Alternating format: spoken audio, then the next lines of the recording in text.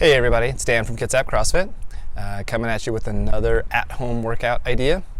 This is a nice little couplet of two movements, the Sumo deadlift high pull and a lateral burpee.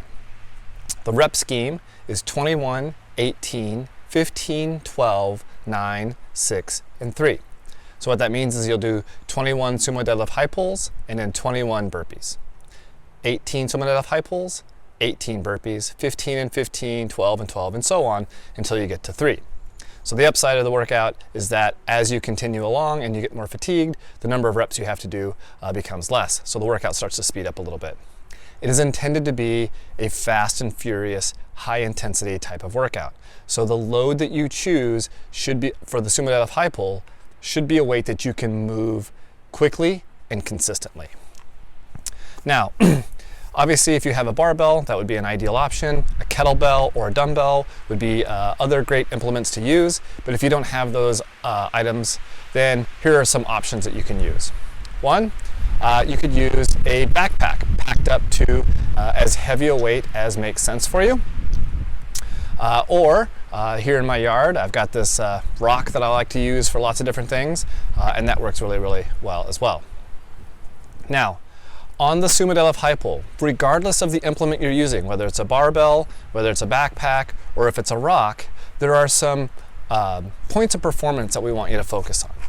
One, when you start, your feet should be a little bit wider than shoulder width stance, but not so wide that when you're in the start position, your knees drop inside of your feet. So we want your knees aligned with your toes. Now, you're going to initiate the movement by driving through your heels and doing a very fast and aggressive deadlift. At the end of your deadlift, when your hips are at full extension, that's when you're going to pull on the weight and lift it up as high as about your collarbones or just under your chin, keeping your elbows up nice and high at all times. A couple of common faults that we'll see are pulling too early. So pulling with your arms before your hips have done all their work. Again, we want to see the hips come to full extension before your arms get engaged.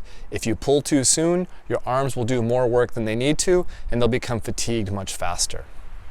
Another common fault will be on the return, where you see people bending at the waist or flexing at the hips before their arms become totally straight. So they're lowering the load while lowering their hips at the same time.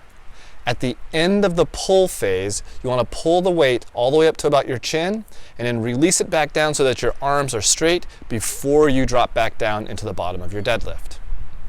One other important note, if you're using an object like a rock, don't go all the way down to the ground because you want to make sure you don't smash your fingers.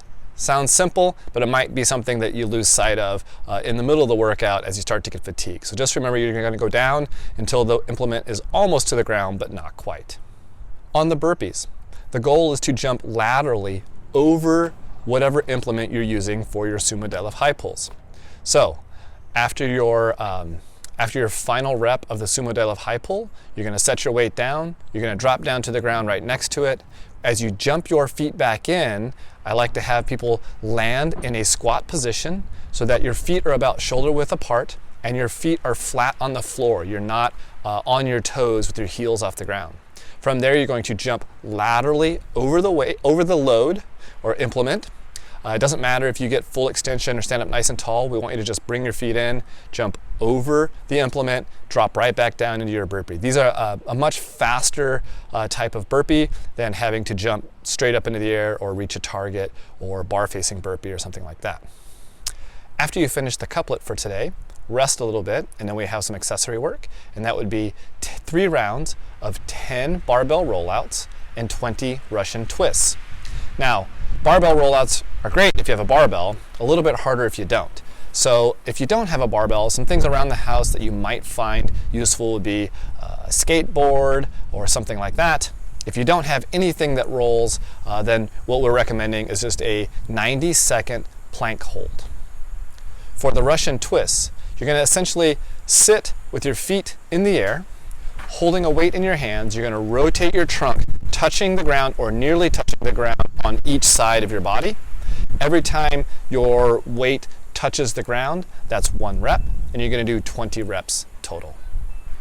Good luck with this workout. Remember, the goal during the couplet is to keep it high intensity, to keep moving the entire time and take very little rest breaks. And then at the end, the accessory work is not intended to be for speed. It's just to get some extra core training in. Have a great workout, and we look forward to seeing how you do. Thanks.